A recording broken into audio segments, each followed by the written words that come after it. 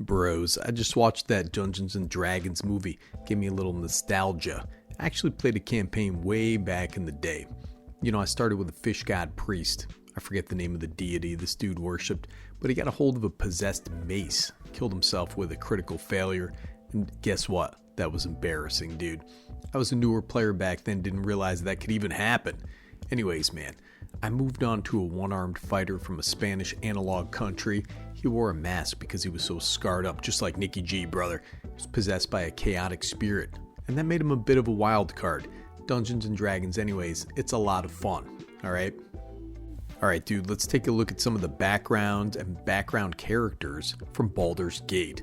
It's a very unique mechanic, and I feel like everybody should take advantage of this flavorful way to build a deck, man. And if you dig this type of nonsense, subscribe to the channel, brother. It's free. And if it's free, pee up a tree. That's what my grandma used to scream at me all the time. I also have a Patreon and memberships below. Love you guys. Now listen, there are 32 legendary creatures with the text, choose a background. You can have a background as a second commander. And there are 30 backgrounds to choose from. When you play a Baldur's Gate game or when you start up a campaign with D&D, you write that backstory, dude. And this is meant to translate this to Magic the Gathering. And I think it's neat and underappreciated.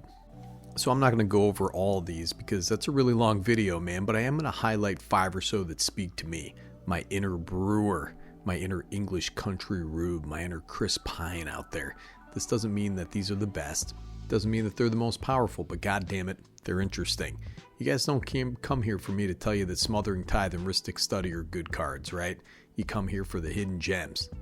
Let's start with this fella coming in at 18 cents. That's 18 cents, man. Volo, Itinerant Scholar. This guy's 2 and a blue, legendary creature, human wizard. It's a 2/3. When it enters, create his little journal. Legendary, colorless artifact token with hexproof. And whenever you cast a spell, note one of its creature types that hasn't been noted for Volo's journal. Creature spell, that is.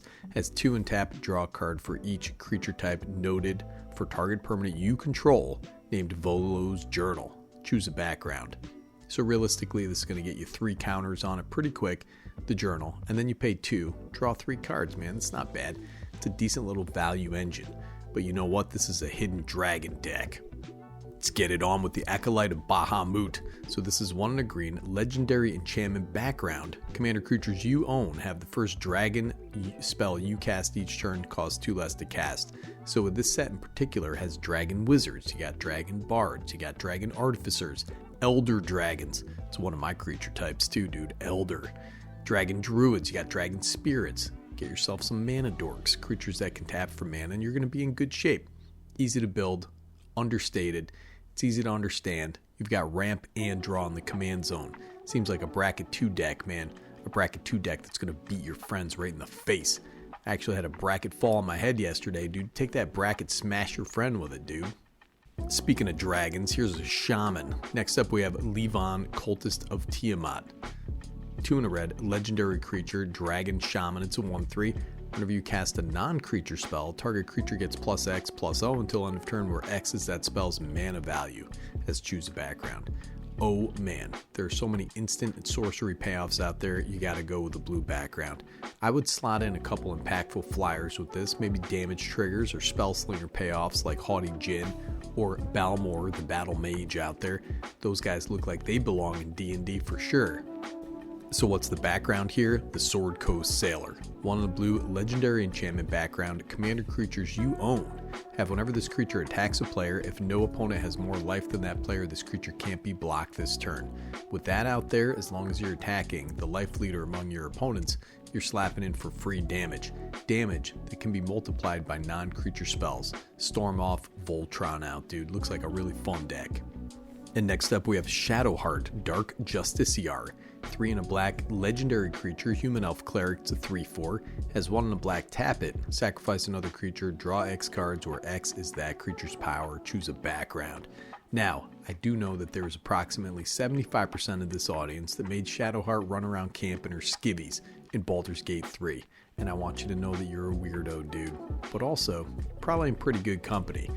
Anyways, I do dig this card. There are tons of creatures that want to die. I always go back to Vindictive Lich because that was big when I first started playing. What a lich that guy is. Anyways, he wants to die. Reminds me a little of Jaheira, Widow of the Realm. That card has tap, sack another creature or artifact. Jaheira deals X damage to target opponent or battle. You gain X life, where X is the sacrifice permanent's mana value. It should be noted here that mana value is a copyable attribute. So if you're making token copies of other cards, which red is really good at, say you went with blue or red background options, those red sacrifice at end of turn effects would come in handy as sack fodder. Just sack them, draw some cards. You also have some threaten effects in red.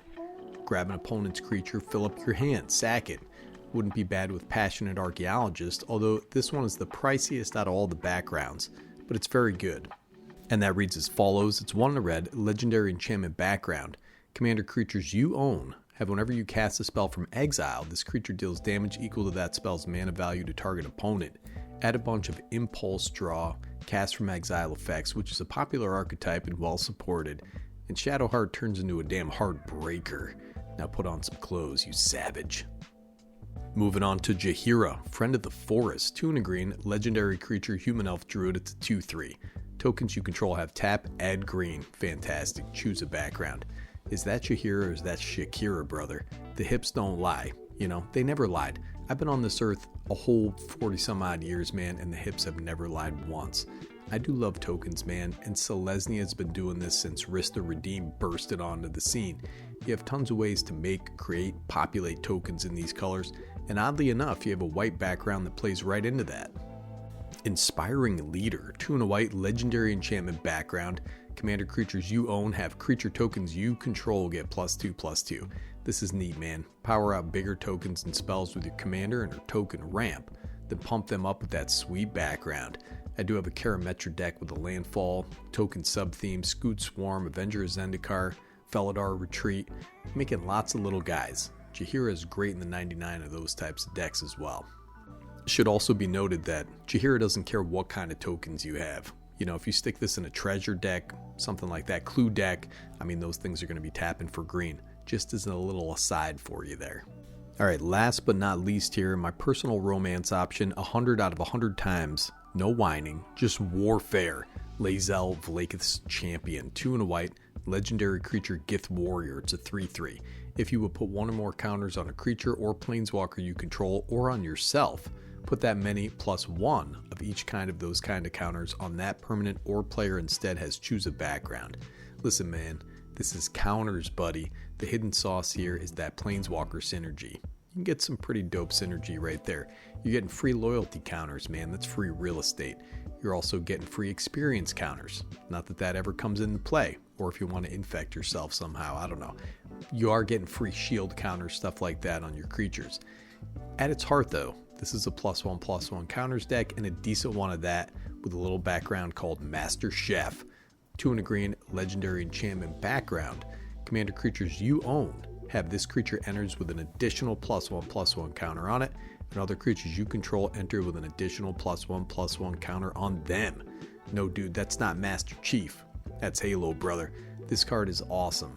Get this out first, make Lae'zel a little bigger. It's a 5/5 commander coming down for 3 mana, plus whatever hardened scales type effects you like. I love counters decks, man. I love the character.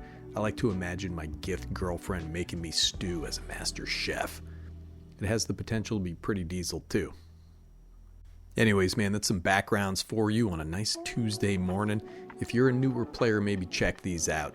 This set was stacked, man. I don't care what anybody says. I love this set. People were mad that Dockside Extortionist wasn't in there. Now it's banned anyway, dude. Who cares? Lots of combinations. Maybe we'll see more in the future.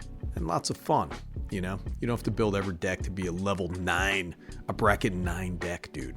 You're climbing brackets. Listen, man.